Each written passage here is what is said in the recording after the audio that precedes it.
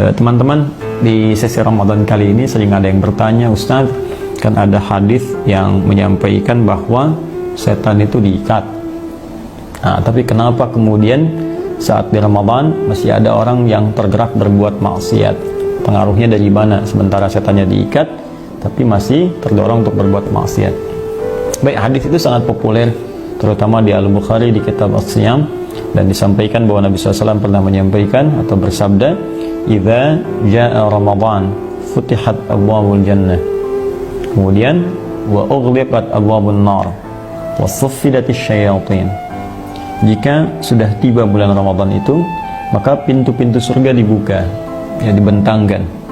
Kemudian, "Wa ughliqat abwabun nar," pintu-pintu neraka ditutup, dikunci rapat. Lalu, "Wa suffidatis syayatin," dan setan-setan diikat, dibelenggu. Dia ada 3 keterangan di sini.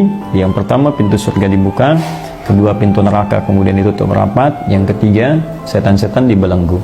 Baik, apa makna 3 hal ini? Khususnya terkait dengan yang ketiga, setan dibelenggu, tapi masih ada orang yang kemudian terdorong berbuat maksiat.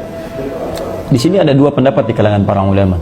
Yang pertama, ada yang melihat zahirnya, hadis, sehingga menafsirkan secara zahir.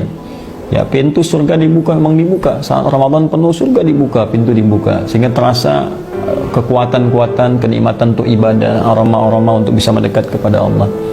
Yang kedua, pintu neraka ditutup, serapat-rapatnya ditutup, mutlak ditutup oleh Allah Subhanahu wa taala. Baik, kemudian yang ketiga, setan dibelenggu. Memang dibelenggu sama sekali. Jadi tafsirannya tidak ada takwil, tidak ada tafsiran yang lain mengartikan setan dibelenggu. Nah, kalau ada kemudian yang berbuat maksiat di situ, maka di sini mereka menyampaikan kemungkinan 2 keterangan. Yang pertama, nafsu. Setannya diikat, tapi kalau nafsunya masih dipelihara, maka itu yang mendorong orang berbuat maksiat. Jadi antara dalil yang menguatkan adalah Quran surah ke-12, Yusuf ayat ke-53. Yauma ubarri'un nafsi innan nafsa la'ammaratun bisu.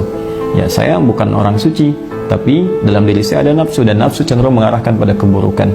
Jadi ketika setannya dibelenggu tapi nafsunya dipelihara oleh orang yang bersangkutan dan cenderung diikuti, maka nafsu itu yang mengarahkan pada hal-hal yang tidak baik.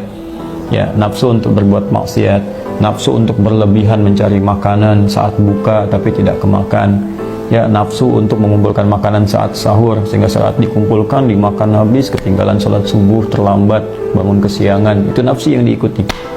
Ada juga yang mengatakan yang diikat setan-setan besar, yang kecil-kecilnya, yang pengikut-pengikutnya yang kecil-kecil, itu tidak, sehingga itu yang bisa memberikan dorongan-dorongan kepada seseorang untuk berbuat maksiat yang kadarnya bukan kadar-kadar yang besar seperti hari-hari biasa, sehingga masih bisa ditahan, atau kalaupun memang imannya lemah tetap diikuti.